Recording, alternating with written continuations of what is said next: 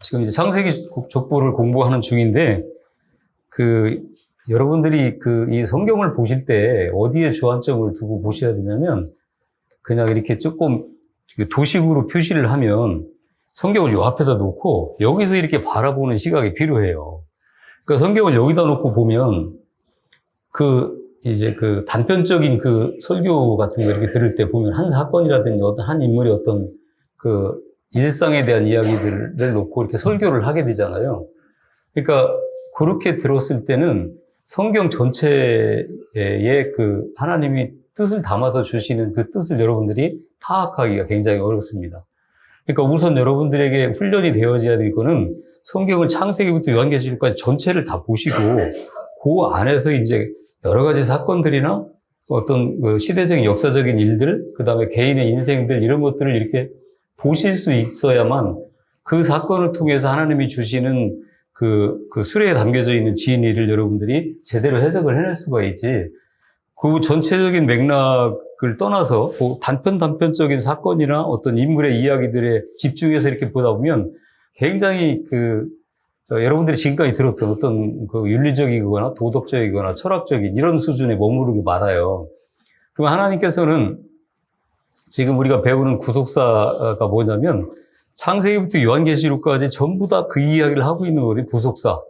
그러니까 그거를 지금 배우는 거예요. 특별히 지금 이 족보에 대해서 우리가 배우고 있는데 이 창세기 족보와 마태복음과 누가복음에 이렇게 나오는 족보들을 여러분들이 잘 연결시켜서 이렇게 보면 그러니까 하나님께서 이 사실들을 그냥 관념적으로 이렇게 던지시지 않으시고 성경을 통해서 이렇게 선명하게 그 족보로 확인시켜 주시는 그 하나님의 의도가 있어요.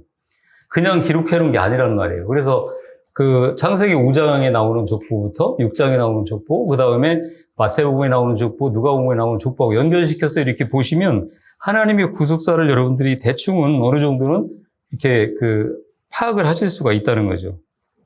그냥 성경을 이렇게까지 알아야 되느냐라고 한다고 하면 이거는 조금 극단적인 이야기지만 성황당에 촛불 펴놓고 여러분들이 원하는 소원 비는 사람들하고 진배 다를 바 없다는 거예요. 그쪽에는 신에 대한 궁금증도 없고 그 신이 어떠한 존재인지도 알 필요 없고 그 신이 과연 얼마나 어떠한 축복을 나한테 주는 건지에 대해서도 알지도 못해요. 그냥 가서 비는 거죠. 그러니까 그런 거하고 똑같은 거예요. 그러니까 하나님께서는 그런 신이 아니시기 때문에 나는 이러한 자다라고 하는 것을 성경에 계시를 해놓고 나를 알으라고 하는 거예요. 그리고 나를 아는 범주 내에서 너희들이 제사도 하고 그 다음에 내가 원하는 그런 인생을 살거라 라고 해서 주신 게 성경이거든요. 근데 그거를 알지 못한 채로 그냥 여전히 교회 다니는 걸로 만족한다면 그거는 예수 믿는 게 아닙니다. 제가 단언해서 말씀드릴 수 있어요. 그런 자는 천국에서 만날 수 없는 존재들입니다. 그걸 여러분들이 꼭 기억을 하셔야 돼요. 그래서 하나님을 아셔야 하나님이 우리에게 뭐라고 말씀하시는지를 알 수가 있고 뭐라고 말씀하시는지를 알고 알아야만 그 말씀을 따라서 우리가 순종해서 살아갈 수가 있는 거 아니겠습니까? 만약에 진짜 다른 위성에서 어떤 존재가 여기 왔다고 그래봐요. 그럼 신호등이 뭔지를 모를 거 아니겠습니까? 가다 보면 어떻게 하겠어요? 신호 무시하고 죽어버리는 거죠. 하나님이 주신 법을 우리가 잘 알아야 된다는 거죠. 그래서 아까도 말씀하셨잖아요.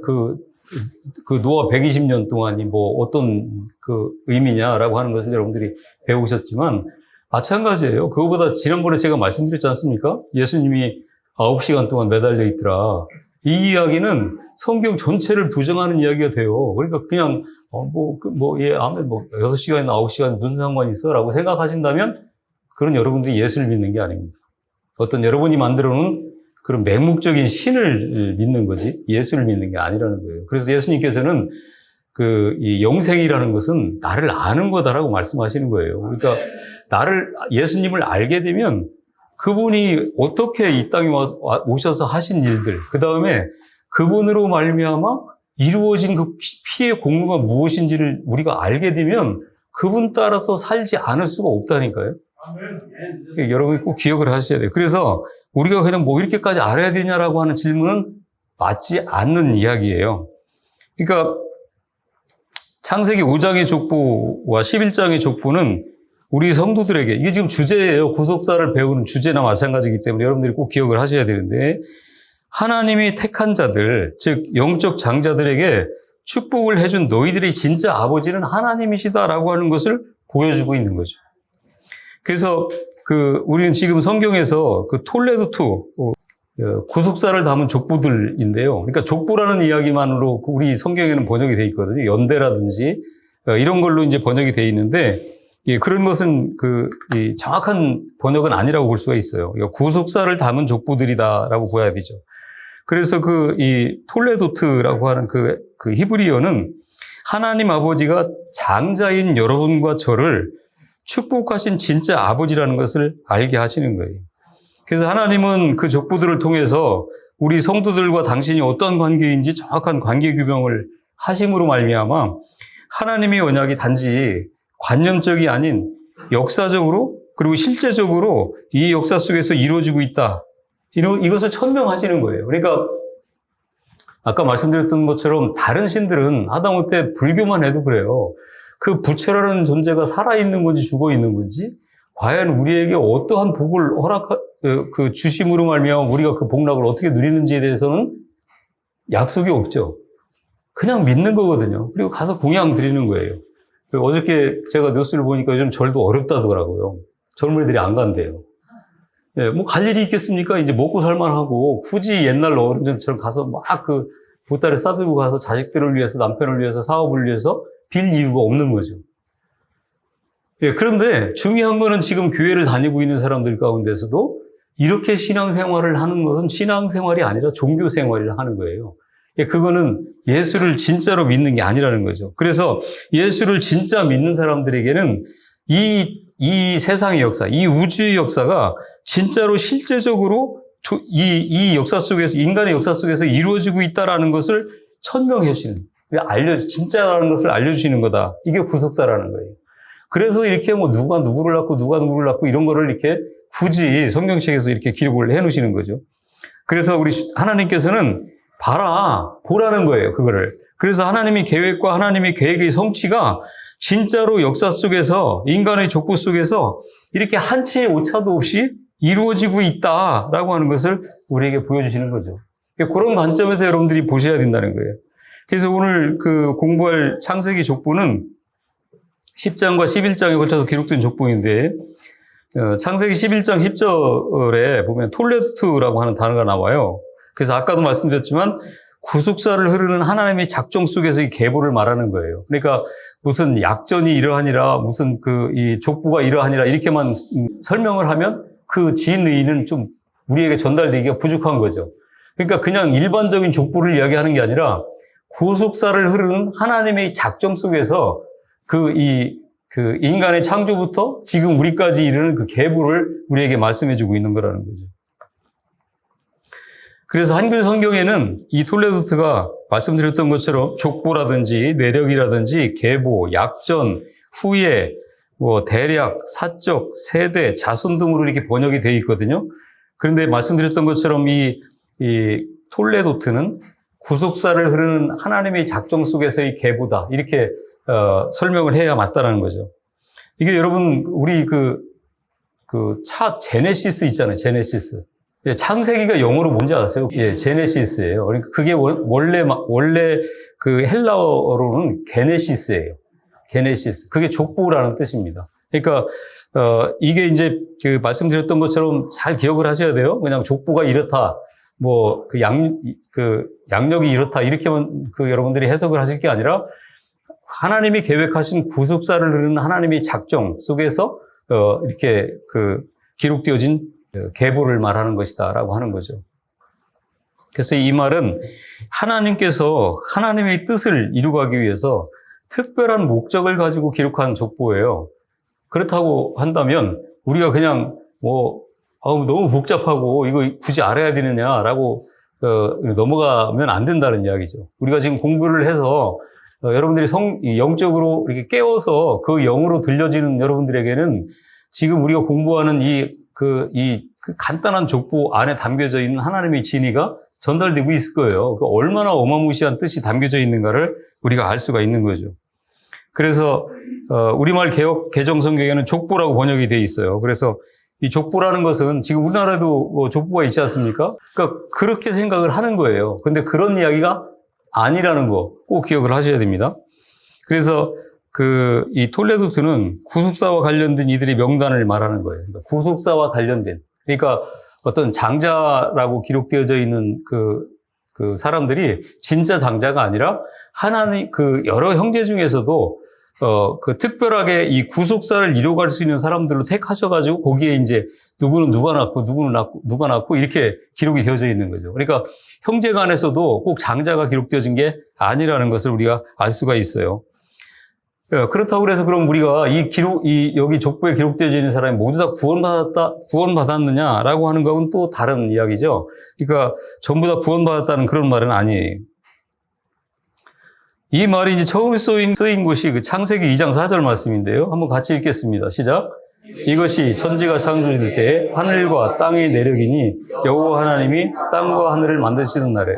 여기 보니까 뭐라고 번역이 돼 있어요? 톨레도트가 내력이라고 번역돼 있어요. 내력. 이게 톨레도트예요. 그리고 이제 바로 이어지는 5절부터 아담과 하와의 창조, 그리고 선악과에 대한 명령, 그리고 인간의 타락, 에덴의 추방, 그리고 가인과 아벨의 그 사건, 그 다음에 셋의 탄생, 그리고 5장에서 아담의 후예들로 이렇게 쭉 이어지는 것을 우리가 볼 수가 있죠.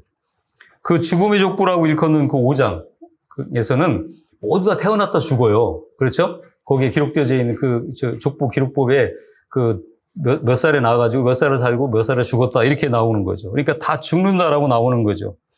그래서 거기에서 방점은 다 죽을 수밖에 없는 인간들의 운명을 갖고 있었던 모든 사람들 가운데 하나님과 동행한 누가? 에녹만이 승천했다는 거예요. 그러니까 실제로 보면 하늘로 올라간 게 아니라 하나님을 믿는 자는, 실제로 믿는 자는 이렇게 어떻게? 영원히 죽지 않는다라고 하는 것을 예표적으로 보여주는 거라고 지난 시간에 말씀드렸지 않습니까? 그거를 이제 말씀하는 거죠. 창세기 5장 1절로 이제 톨레도트가 또 나오거든요. 한번 읽어보겠습니다. 시작. 이것은 아담의 계보를 적은 책이니라. 하나님이 사람을 창조하실 때에 하나님의 모양대로 지으시고, 여기서는 그냥 계보라고 번역이 돼 있어요. 그리고 또 이제 그 아래 창세기 아담의 후예들이 쭉 기록되어 있고, 그 단어는 다시 이제 창세기 10장 1절에 이어지거든요. 거기서 이제 셈과 함과 야벳의 족보에서 한 번 더 쓰여요. 창세기 10장 1절 같이 읽겠습니다. 시작. 노아의 아들 셈과 함과 야벳의 족보는 이러하니라. 홍수 후에 그들이 아들들을 낳았으니, 여기서 보면 또 족보라고 기록되어 있어요. 창세기 5장 1절에서는 계보라고 번역이 되어 있는데, 이 히브리어는 똑같이 톨레도트라고 써 있습니다. 그러니까 이 번역하는 사람이 그냥 이렇게 다르게 번역을 해놓은 거죠. 그래서 창세기 11장 10절의 셈의 족보에서 또 한 번 쓰이거든요. 한번 읽어보겠습니다. 시작.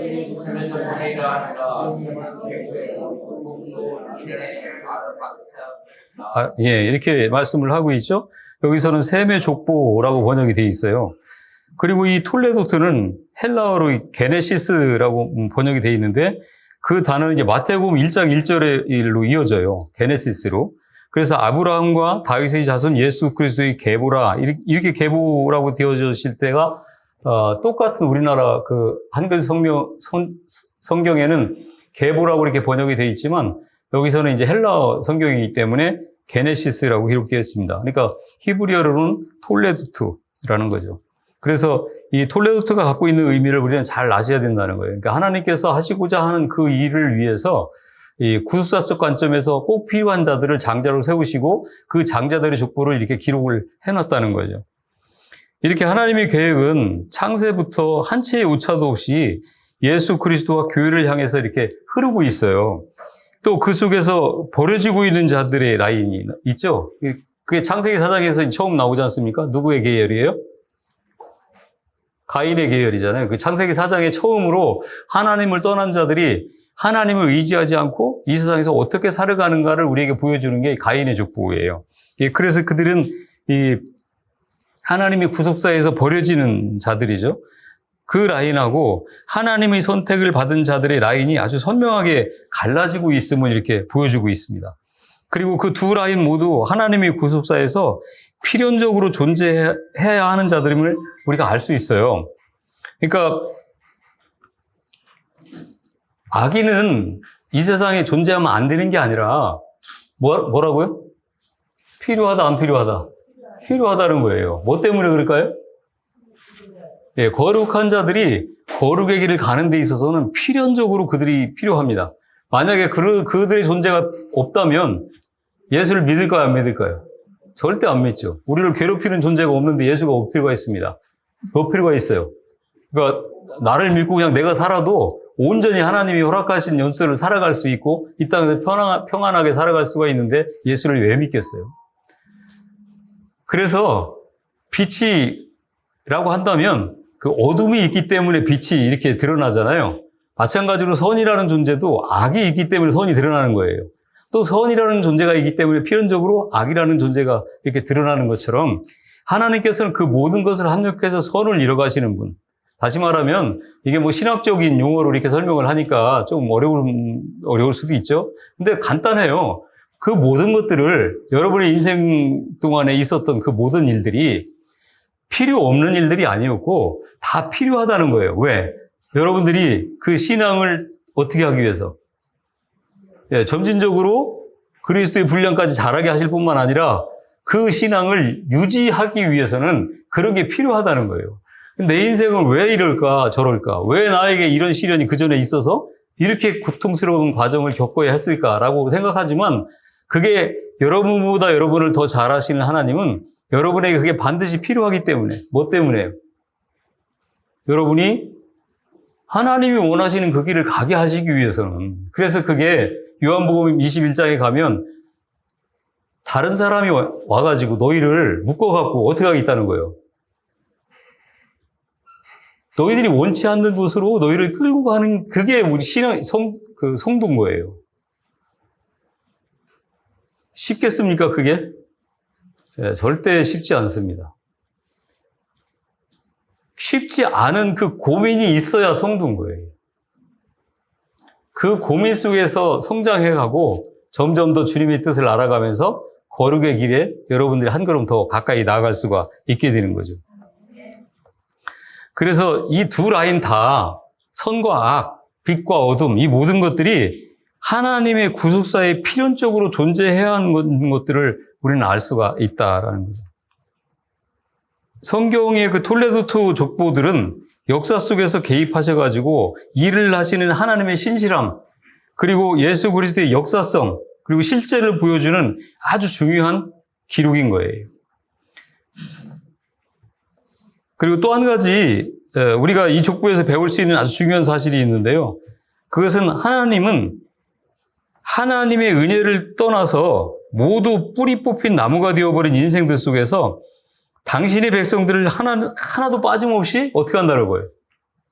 구원해 가신다는 거예요. 그러니까 창세기 그 5장에서 족보에서 다 죽고 하잖아요. 그런 가운데서도 다 죽고 하지만 하나님이 선택한 자는 어떻게 해?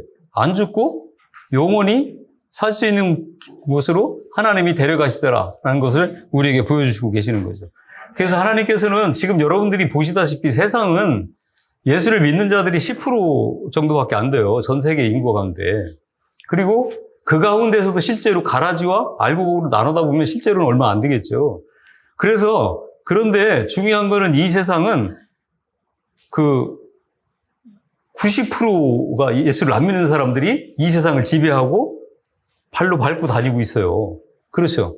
그리고 뿐만 아니라 그 사람들이 이루는 역사들이 이 세상의 90% 이상의 역사를 그 사람들이 만들어가고 있단 말이에요. 그거를 우리는 오감으로 체감하면서 살아가고 있는 거죠. 그러다 보니까 우리는 위축될 수밖에 없고, 그 안에서 과연 내가 어떻게 살아야 되는가라고 하는 그런 아주 근본적인 질문을 여러분들이 다 갖고 계실 거라고요.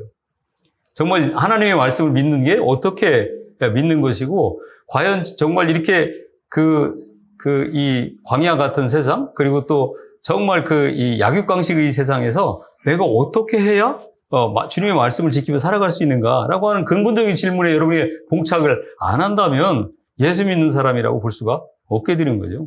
그럼 그 안에서 여러분들이 어떻게 해야 되느냐? 다른 방법은 없습니다. 그 방법을, 그 길을 알려주시는 말씀을 여러분들이 아시는 수밖에 없어요. 예, 그래서 이 말씀을 이렇게 배우다 보면 그래서 90% 이상의 사람들이 다 이렇게 죽어갈 수밖에 없는 그 길을 가는 사람들이 이 세상에 거의 90%를 덮고 있고 그렇게 죽어갈 수밖에 없는 사람들이 이루는 역사의 90%가 이 세상의 모든 역사들이에요. 세상에 성을 쌓고 만들어가는 역사들. 그 속에서 지금 우리가 존재하는 거죠. 그걸 성경에서는 창세기 4장에서 극명하게 보여주지 않습니까? 가인의 계열은 하나님을 떠나자마자 어떻게 했어요? 성을 쌓고 에녹이라 이름 짓고 그 다음에 그 안에서 유흥을 위한 그 음악도 만들고 여러 철로 무기도 만들고 자기들을 자기 스스로가 지켜야 되니까. 그러면서 얼마나 음주가무 이런 것들도 있고 또 그 안에서 그런 자기들이 찾고자 하는 열망을 채우고자 하는 그런 것들을 육신적인 방법으로 얼마나 노력하면서 찾았겠습니까? 그러니까 겉으로 볼 때는 굉장히 화려한 그런 문화와 역사를 이제 쌓아가고 있었겠죠? 그러나 그 4장 말미에 나오는 셋의 역사가 나오잖아요. 거기서 보니까 그들은 어떻게 했다는 거예요? 딱 한 절 나와요. 어떻게? 여호와의 이름을 불렀더라. 한번 비교해서 생각을 해보십시오. 이거 얼마나 초라한 모습입니까? 근데 하나님께서는 그렇게 화려한 이 인간의 역사들에겐 관심이 없으세요. 오직 뭐예요? 하나님을 찾는 자들에게 관심을 갖고 계시다는 거죠. 그래서 창세기 21장에서 보면 셈은 에벨의 온 자손의 조상이요 아벳의 형이라 그에게도 자녀가 출생하였으니 이렇게 나오거든요. 근데 여기 보면은 이게 이제 우리 성경에는 오역이에요. 번역이 잘못되어 있어요. 그러니까 아벳의 형이 아니라 아벳의 형제예요. 그래서 여기서 보면은 셈이 에벨의 뭐처럼 우리가 읽을 수가 있습니까? 이 성경만 여러분들이 가지고 있는 성경의 말씀대로 한다면 누구예요? 야벳의 형이잖아요. 예? 이 말씀대로 하면. 그런데 그렇지 않다는 거죠. 우리가 성경에서 이제 제가 시간 때문에 요거까지는 말씀을 드리기가 좀 어려운데요. 야벳의 형이 셈이 아니고 야벳의 제일 큰 장자예요. 아까 왜 그러냐면 지금 성경에서 전부 다 셈, 함, 야벳 이런 순서로 기록이 돼 있어요. 그런데 그거는 이 성경은 역사적으로 연대기적으로 이렇게 기록되어진 게 아니라는 거예요. 그거를 이제 우리 성경을 보면서 우리가 알 수가 있는데 아까 전 시간에 말씀하셨던 것처럼 연대를 계산을 해보면 간단하게 이제 셈의 나이를 계산을 한번 해보고 넘어가면요. 홍수 2년에 어떻게 됐다고 그랬어요? 셈이 몇 살이라는 거예요? 홍수 2년에. 100살이라고 그랬잖아요. 그러면 502살에 나야 되거든, 장자가. 홍수 2년이면 602년 아니겠습니까? 그런데 602년에 100살이래요. 근데 그 앞에서 보면 500살에 아이를 낳았다고 그러잖아요. 셈과 함과 야벳을 낳았다고 그러죠. 그러면은 602살에 100살이 될 수가 없잖아요.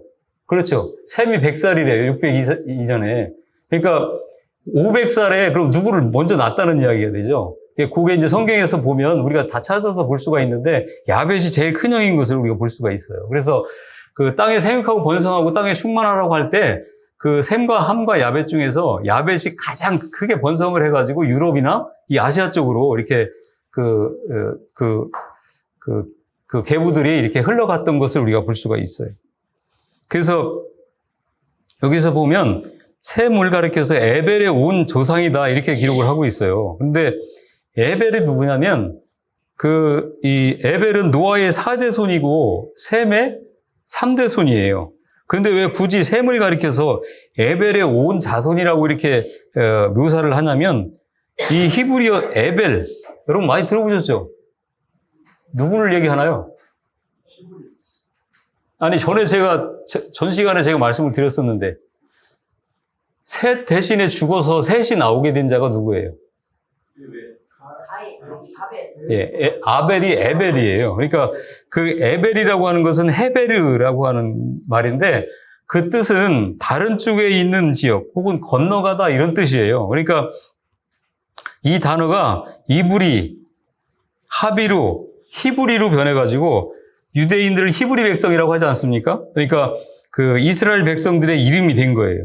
그러니까 에벨은 건너간 자들이라는 뜻이에요. 그러니까 다른 말로 하나님의 선택과 요구로 유브라데스 강을 건너가지고 다른 쪽에 있는 지역, 가나안으로 이주를 한 아브라함의 후예 히브리 사람들의 조상으로 등장을 하게 되는 거죠. 그래서 이 말은 하나님께서 모든 이 하나님의 구속사 안에서 당신이 택하는 백성들의 라인을 준비하고 계심을 모세가 이렇게 한 문장에 축약해서 담고 있는 게 이 말씀이에요.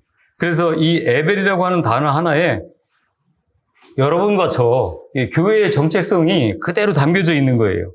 그러니까 우리 교회 여러분과 저 말하는 거죠. 성도라고 하는 것은 하나님의 선택을 받아서 세상의 강을 건너서 하나님 나라로 이주를 해가지고 살아야 되는 이방인과 나그네로서 이 땅을 살아가야 되는 자들인 거예요. 그러니까 그러한 모습으로 이 땅에서 우리는 살아가야 되는데 그러다 보니까 우리의 짐은 무거워야 될까요? 가벼워야 될까요? 근데 자꾸 교회에서 잘 생각해 보십시오. 여러분들이 원하는 것들이 뭐예요, 주로?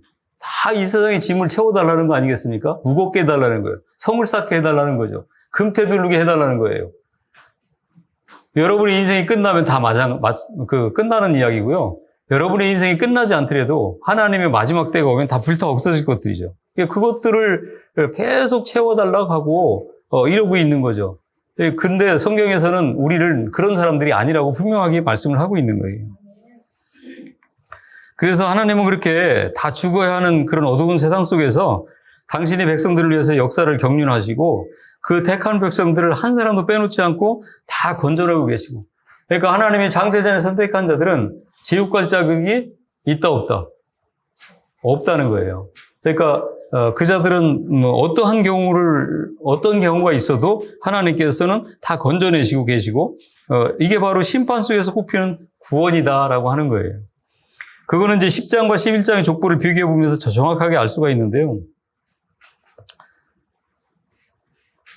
이거는 아마 노트에 없을 것 같아요. 없는데 잘 들어보시기 바랍니다. 10장은 전체가 셈과 함과 야벳의 족보로 가득 차 있어요. 10장에 보면.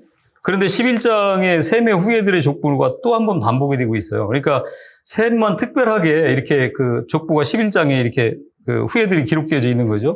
그런데 그 족보를 여러분들이 비교를 해보시면 다르다는 것을 알 수가 있습니다. 창세기 10장 25절부터 31절까지의 말씀을 보면 에벨은 두 아들을 낳고, 그거 있습니까, 노트에? 있어요? 그럼 한번 같이 읽어보겠습니다. 25절부터 시작.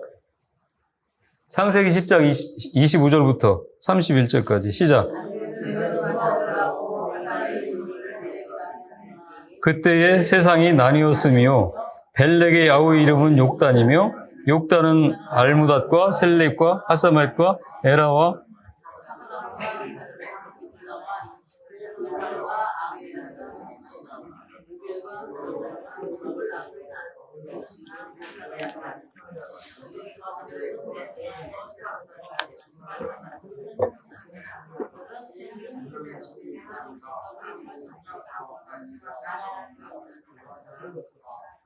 여기서 여러분들이 꼭 주목해서 봐야 될 문장이 두 개가 나와요. 하나는 뭐냐면 벨렉이라고 했는데 에벨의 두 아들 중에서 하나가 벨렉이래요. 근데 그때 세상이 나뉘었대요.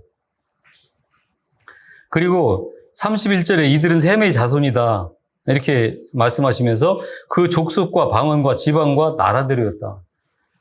그러면 이게 무슨 말씀이겠습니까? 그때 나라가 나뉘었대요. 이게 뭘 얘기하고 있는 거예요? 예, 바벨탑 사건 이후에 하나님이 언어를 온잡게 하셔서 나라가 나뉘었다는 걸 얘기하고 있죠. 그런데 이게 몇 장에 나온다고요? 창세기? 10장에 나와요. 바벨탑 사건은 몇 장에 나옵니까? 예, 11장에 나오잖아요. 이 사실을 통해서 우리는 알 수 있는 게 성경은 시대적으로 연대적으로 기록되어져 있는 게 아니라는 것을 알 수가 있어요. 그러니까 이미 벌써 10장에서는 바벨탑 사건이 일어난 다음이고 그리고 나뉘었다는 거예요. 벨렉 때. 그런데 이제 그 바벨탑 사건은 실제적으로는 11장에서 이렇게 기록되어 있는 거 볼 수가 있어요. 먼저 간단하게 요약해서 가다 보면 먼저 11대 셈이 나와요. 그 셈의 아버지가 누구였어요? 노아죠. 노아가 몇 대예요? 노아가 10대예요. 아브라함은 몇 대일까요? 20대예요.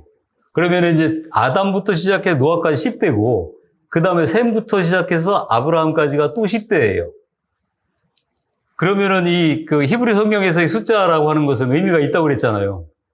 그러니까 마찬가지로 그 10으로 말미암아 노아까지 한 번 이렇게 그 역사가 그 완성이 되어지는 거고, 그 다음에 셈부터 시작해가지고 다시 아브라함까지 이렇게 한 번의 역사가 또 한 번 돌아가는 거예요.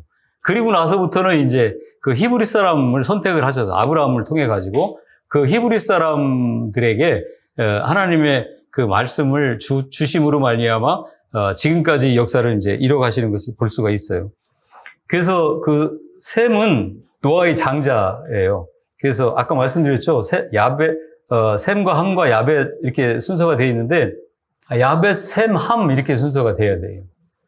그래서 함이 막내죠. 그러니까 그 성경에서 보면 그것도 이제 오역으로 되어 있는데요.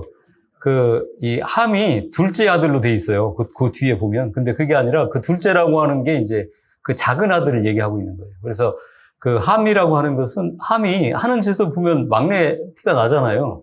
예. 위에 두 형을 의젓하고, 예, 그런 것처럼, 야벳, 셈, 함 순으로 이렇게 전개가 되어져야 된다. 그래서 이거 왜 그러냐면, 그 셈과 함과 야벳이라고 이제 성경에서 기록되어져 있는데, 그들이 태어난 연대를 몰라서 그런 게 아니라, 거기 한번 읽어보겠습니다. 이것은, 시작.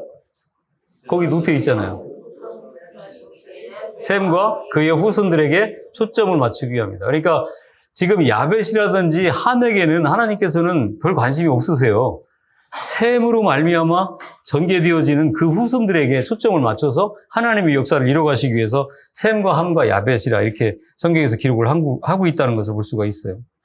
제 강의를 다 들어가지도 못하고 끝나게 생겼어요. 그래서 일단 건너뛰고요. 제가 이제 벨렉부터 하겠습니다. 오늘 이제 하게 되는 벨렉, 루, 스록, 나흘, 데라 이렇게까지 돼 있는데, 예, 벨렉부터 시작해서 이제 데라까지 그 진행되어지는 족장들이 이제 오늘 이제 공부를 할 내용인데요. 이 벨렉부터 데라까지의 그 족장들은 그 죄악에서 완전히 분리되어 나오지 못한 자들이에요. 그래서 그 벨렉이라고 하는 뜻은 분리되다 나누다 이런 뜻이거든요. 근데 이제 벨렉은 말씀드렸던 것처럼 이 족보는 이 죄악에서 완전히 분리되어 나오지 못한 자들이다라고 하는 것을 여러분들이 염두에 두고 강의를 들으시면 되겠어요. 벨렉은 아담 이후에 1757년, 이 아담 이후라고 하는 것은 아담이 태어난 것을 영년으로 기준을 해서 말씀하고 있는 거예요. 그 1757년 지난 다음에 태어나가지고 30세에 루를 낳고 239세에 죽었다라고 하는 거죠. 여러분들이 이 벨렉이라고 하는 어원은 펠레그라고 하는 건데 쪼개고 분리되고 나누다라고 하는 뜻이에요. 벨렉은 그 노아의 아들 셈의 4대손인데 그 말은 노아의 홍수가 끝난 뒤 불과 100여 년이 지난 뒤에 홍수를 전부 다 직접 경험을 한 자들이거든요. 그러니까 누구한테 얘기 들은 것도 아니에요. 다 경험을 했어요. 그리고 하나님으로부터 무지개 언약을 받은 노아와 셈이 시퍼렇게 살아있는데 그때 노아와 셈의 손자들이 바벨탑을 쌓았다는 거예요. 그들이 다 죽고 난 다음에 바벨탑을 쌓은 게 아니라 노아의 홍수를 경험한 모든 자기의 조상들이 다 지금 살아있는데 또 불구하고 바벨탑을 쌓았다는 거죠. 그래서 다시 말씀드리지만 그들이 다 살아있을 때, 직접 경험하고 자기의 이 조상 할아버지가, 노아의 방주에 들어가가지고 모든 사람들이 다 죽어버리고, 그들의 온 조상만 살아가지고 그 뒤로 이제 대를 이어온 자손들이고, 처음에 그 심판을 경험했던 그 모든 사람이 셈과 함과 또 이 야벳, 이런 자들이 다 살아있는데도 불구하고, 이들은 지금 바벨탑을 쌓고 있다는 거예요. 그러면 노아와 이 조상들은 그런 모습을 보면서 가만히 있었을까요? 그들은 심판을 경험한 자들이잖아요. 그 노아의 홍수로 말미암아 그 하나님의 말씀대로 살지 못했을 때의 결과를 다 처절하게 경험한 사람들이란 말이에요. 그 사람들이 지금 하나님께 닿아보자고 바벨탑을 쌓고 있는 그 자손들을 보면서 그냥 보고 있었을까요? 그렇지 않았겠죠. 예, 다 이야기를 하고 그러면 안 된다라고 말렸을 거예요. 그런데도 불구하고 이들은 이제 포기하지 않았다는 거죠. 여러분 잘 기억을 하십시오. 여기서 우리가 꼭 기억을 하셔야 될 게 있어요. 이렇게 그 바벨탑을 쌓을 때 일부 사람들만 쌓은 게 아니라 모든 노아의 후손들, 셈의 후손들이 다 합심해가지고 바벨탑을 쌓고 있었단 말이에요. 어떻게 해가지고? 자손들이 합심해가지고요. 그럴 때 하나님께서는 그걸 흩으셨단 말이에요. 그러니까 이게 무슨 말이냐면 인간들의 뜻으로 무언가를 하려고 힘을 합친다거나 인간의 의지와 자기의 지식 가지고 뭐를 하게 할 때 하나님께서는 반드시 어떻게 한다는 거예요? 그거를 분리하신다는 거죠. 그러니까 인간들이 연합을 하려고 하면 분리시키셨어요. 너희들이 하는 게 아니라는 걸 보여주시는 거죠. 여기 이제 신약에 오면 대표적인 예가 있어요. 그게 뭘까요? 사도행전에 가면 예루살렘 교회를 어떻게 했어요? 예, 다 회파시키고 순교하게 해가지고 다 이렇게 흩어지게 만드셨죠. 인간들은 하나님께서는 세계 만방에 가서 복음을 전하라고 말씀을 하셨는데 그리고 가르쳐 지키라고 했는데 그냥 자기들끼리 좋았던 거예요. 그러니까 지금도 보면 교회들이 벌써 우리나라만 해도 이제 100년의 역사가 지나가고 지금 이제 연세 드신 분들도 많이 계시는데 저는 33살 때 예수님을 영접을 하고 교회를 처음 갔거든요. 근데 이제 가봤더니 그때 이미 벌써 막 몇십 년씩 교회를 다니는 사람들 있잖아요. 그리고 그 후에 저도 이제 교회 생활을 하다 보니까 거기에 이제 동화가 돼가지고 세상하고는 완전히 이렇게 동떨어진 그런 세계 속에서 그냥 살아가고 있더라고요. 그러면서 우리끼리 그냥 살아가는 거죠.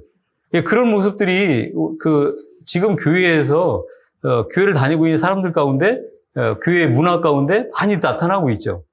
그러니까 그 이유는 세상에 속하지 않기 위해서 내 스스로 그렇게 하는 경우도 물론 있지만 그것보다는 어떻게 그냥 귀찮고 힘든 거예요. 그런 일들이. 그러면서 가서 복음을 전하고 그들에게 예수를 전한다고 한다는 게 힘드니까 나만이라도 그냥 지키자라고 하는 그런 분위기가 있는 것 같아요. 그 속에서 이제 우리끼리의 교회가 되어지잖아요. 예전에 그 연예인 교회라고 서울에 있었습니다. 예. 그런 교회들이 이렇게 있었던 것처럼 자기들끼리의 교회가 이제 지금 만들어지는, 특별히 연예인 교회가 아니라도 지금 현재 이 세상에 존재하고 있는 여러분들이 섬기는 교회라든지 한번 생각해 보십시오. 그러니까 우리들끼리 교회인 거예요. 예, 그런 모습이 있을 때 하나님께서는 반드시 분리 작업을 하세요.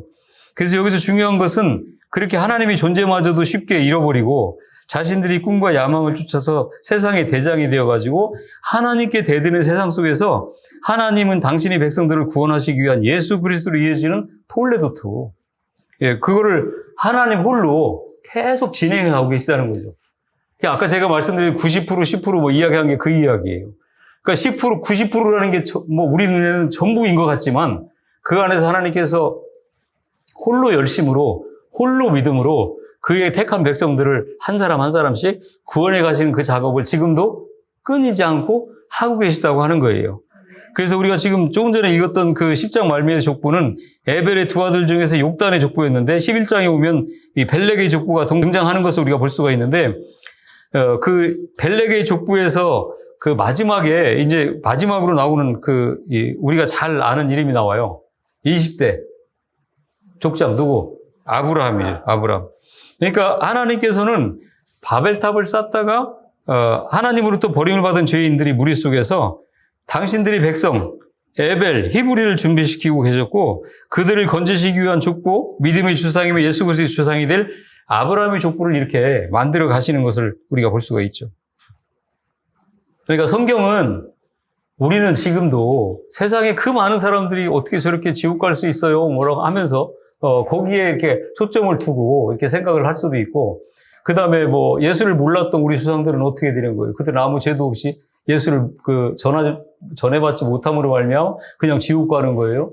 또 뭐 태어난 지 한 달도 안 돼갖고 질병이나 사고로 죽는 아이들은 또 어떻게 되는 거예요? 얼마나 불쌍한 존재들입니까? 라고 하는 그런 질문들을 우리가 할 수 있겠지만 여러분들이 꼭 기억을 하셔야 될 것은 하나님의 심판 속에서도 하나님께서 이렇게 인류의 역사에 간섭하셔서 당신들이 백성을 건져내는가에 대한 방점을 가지고 성경을 보시라고 하는 거예요.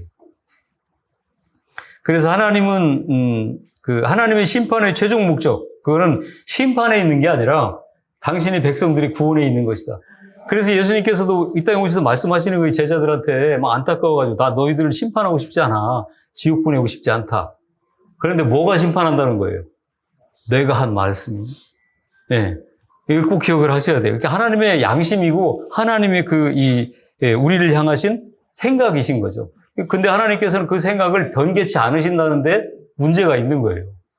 그래서 우리의 기도를 통해서 하나님의 그 계획을 변개시키고 생각을 변개시킨다라고 하는 것은 여러분을 어떻게 하는 거예요? 미혹하는 이야기죠. 거짓말인 거예요. 그거는 있을 수가 없는 이야기예요. 그렇다고 한다면 여러분들이 그 사실을 안다면 여러분들이 지금 취해야 될 자세는 어떤 자세일까요? 그렇다면 나를 향한 하나님의 뜻은 무언가예요. 그렇지 않겠습니까? 그 뜻을 알아야 되지 않겠어요? 저는 그것 때문에 굉장히 고심한 적이 98년도에 이제 IMF가 가지고 이제 크게 부도가 났어요. 그래서 이제 집도 날아가 버리고 오갈 데도 없이 빚은 뭐 산더미 같이 돼 있는데 그때 40일간 그 기도원에 갔었거든요. 가서 맨 처음에 계속 울면서 기도했던 게 그거예요. 92년도에 예수님 영접을 했으니까 6년 정도는 제가 어떻게 하면 복을 받을까 정말 열심히 교회 생활을 했거든요. 근데 또 부도가 나서 이제 그런 어려움을 또 겪었잖아요. 그러니까 그때 가서 기도한 거는 도대체 내가 어떻게 살아야 하나님의 복을 받느냐였어요. 그걸 알려주셔야 될 거 아닙니까, 하나님? 그래야 내가 그렇게 살 거 아니겠어요. 나는 나름대로 최선을 다해서 주님의 뜻 가운데 산다고 내가 교회에서 열심히 이렇게 봉사하고 헌신했는데 지금 또 부도나서 어려워요. 한참 울면서 기도할 때 한 2주 정도 지났을 때인가요? 그때 하늘에서 이렇게 두루마기처럼 휙 이렇게 말씀이 내려왔어요. 그때 성경도 보고 뭐 그럴 때가 아니기 때문에 아직 그럴 때가 아니었거든요. 그런데 그게 어떤 말씀인지 알지도 못했죠. 그러니까 나중에 봤더니 요한복음 9장 1절부터 3절까지 말씀이에요. 그러니까 예수님께서 제자들과 길 가다가 날 때부터 소경된 자를 만나잖아요. 그리고서 이제 제자들이 물어보는 거예요. 저자는 날 때부터 소경이거든요. 주님? 그러면 저자가 아버지의 죄 때문에 저가 소경됐습니까? 아니면 저자의 죄 때문에 소경됐습니까? 주님한테 물어보잖아요. 그러니까 주님이 말씀하시는 거예요. 부모의 죄도 아니고 저자의 죄도 아니다. 저자를 통해서 하나님이 하시고자 하는 일을 위해서 저자는 저렇게 되어진 거다라고 말씀을 하시고 그 말씀이 막 한 두루마리에 붓글씨를 써가지고 위에서 쫙 내려오는 거죠. 저는 그게 성경에 있는 어디에 있는지 또 모르고 뭐 할 텐데 그러고 나서 이제 성경은 제가 찾아봤거든요. 그러고 나서 그동안 가졌던 인생에 대한 궁금증은 전부 다 해결됐습니다. 그러니까 어떠한 경우가 오더라도 뭐를 위해서? 주님의, 하나님의 영광을 위해서 내가 이렇게 존재하고 있다는 거예요. 그리고 이런 일을 겪고 있다는 거예요. 그리고 이런 일을 겪었다는 거예요. 그러니까 뭐가 문제겠습니까? 그러니까 그때부터 더 어려움이 있고, 뭐 빚을 갚아가느냐고 굉장히 어려움을 겪었지만, 그때부터 한 번도 인생에 대해서 고뇌가 없었습니다. 고심이 없었어요. 그러고서 이제 또 말씀을 주셔서 쫓아오다 보니까 지금 이 자리에 있게 된 거거든요. 그러니까 다시 말씀드리지만 여러분의 기도를 통해서 하나님의 뜻을 변개치 못한다고 한다면 여러분이 정말 목숨 걸고 기도해서 알아내야 될 것은 여러분을 향하신 하나님의 뜻이 무엇인가예요. 그걸 잃어버리시면 안 됩니다. 그걸 찾으시기 바라요. 벨렉의 그 독특한 수명을 보면 에벨까지는요, 벨렉의 아버지인 에벨까지는 464살까지 살았어요. 근데 벨렉부터는 200대로 줄어듭니다. 이유는, 이제 그 이름에서 우리가 알 수가 있는데, 큰 죄를 지었다는 사실을 반증하죠. 그거는 구약 성경에 단명을 하게 되는 경우에는 왜 단명을 하는가에 대한 말씀들이 쭉 나와요. 그것은 이제 하나님의 말씀을 거역하면 그렇게 단명을 하게 되는, 그리고 또 하나님의 심판으로 말미암아 어려움을 당하게 돼서 그렇게 되어질 수밖에 없다는 것을 말씀을 하고 있습니다. 아브라함은 그의 조상이 239세로 단명하는 것을 또 그 할아버지 나흘이 죽는 것을 이미 봤어요. 이 아브라함은 48살 때 벨렉이 239세로 죽고, 또 그 1년 후에 그 할아버지 나흘이 이제 148세로 단명하는 것을 봤다는 거죠. 루우로 가겠습니다. 16대 루우. 아담 이후에 1787년에 출생을 했고요. 32세에 스룩을 낳고 239세에 사망을 했어요. 노아와는 219년을 살았습니다. 왜 자꾸 노아와 몇 년을 살았냐라고 하는 것을 기록을 했느냐면 이미 노아는 하나님의 심판을 받고 이미 모든 인류가 자기 가족 8명을 제외한 모든 인류가 죽는 것을 경험을 했던 자였고요. 그 자가 이렇게 그 타락해가는 자손들하고 같이 지금 같은 동시대를 219년 동안이나 살고 있다는 거죠. 이 루라고 하는 것은 가축을 돌보거나 방목을 하는 목초지라고 하는 뜻인데 바로 이 유목 생활이었음을 보여주고 있습니다. 그러니까 다시 말하면 이제는 그 벨렉 때에 그 바벨삽 사건을 통해 가지고 이제 그 언어가 혼잡되어지니까 이렇게 같이 언어가 통하는 자들끼리 이렇게 떠나갔어요. 근데 루를 하고 같이 따라가면서 그 족보를 이루어가는 그의 후손들은 그의 가족들과 그들과 같이 동행했던 자들은 유목 생활을 했던 것을 보여주고 있습니다. 이거는 이제 성경에서 나그네라고 하잖아요. 베드로 전서 2장 11절 말씀입니다. 같이 읽어보겠습니다. 시작.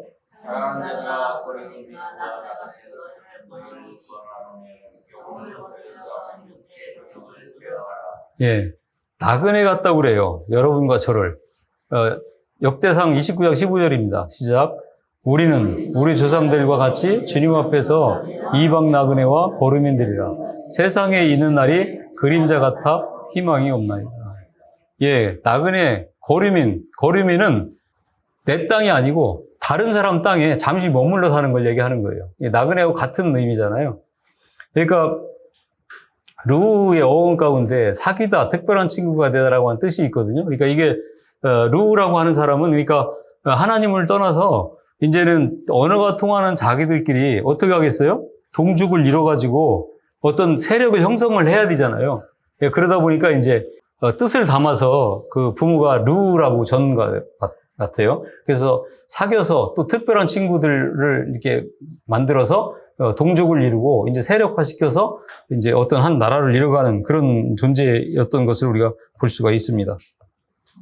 그 전에는 벨렉이라고 하는 사람 그 족장 이전에는 온 땅의 언어가 하나고 말이 하나였어요. 그러니까 지금 이제 이 땅덩어리는 아담을 하나님이 만드시는 이때부터 지금 거의 대륙 이동설로 인해 가지고 조금씩 이동을 하지만 모양은 변함이 별로 없습니다. 그러니까 그런 상황에서 이제 그 중동 지방에 하나님께서 아담이라고 하는 자를 택하셔서 에덴 동산을 만드시고 거기다가 이제 지키면서 너 여기서 경작해가면서 살아라 이렇게 하시면서 쭉 이제 이 셋으로 말미암아 이제 그 족속들이 퍼져나갔단 말이에요.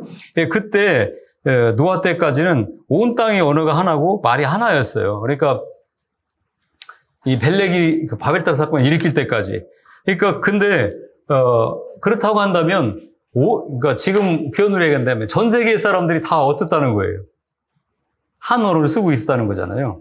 그러다가 이제 바벨탑 사건 이후에 하나님께서는 그렇게 그 사람의 힘으로 연합해가지고 하나님께 대적하려고 할 때 하나님께서는 분리의 역사를 일으키셔서 다 이제 흩으시는데 그것도 이제 강제적인 방법이 아니라 그 언어를 혼잡게 해가지고 다르게 해서 언어가 통하는 사람들끼리 이렇게 떠나게 했다는 거죠. 그래가지고 이제 이렇게 아프리카로, 유럽으로, 아시아로 이렇게 중동 지방으로 이렇게 남아져 있었어요.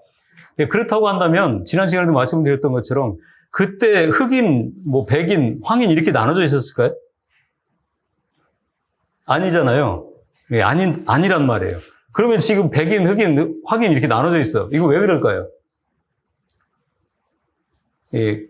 하나님께서는 정말 그 놀라운 능력을 저희들에게 주셨잖아요. 그 환경에 잘 적응해 갈 수 있도록 이렇게 하셔서 그 떼약볕인 아주 떼약볕이 강한 아프리카는 점점 더 검어지고 그 다음에 코가 이렇게 되어지죠. 이렇게 왜 그러겠습니까? 그 아프리카 사람들이 이렇게 됐어요. 왜 그랬어요? 덥잖아요. 그리고 코가 길으면 여기 들어가는 공기가 어떻겠어요?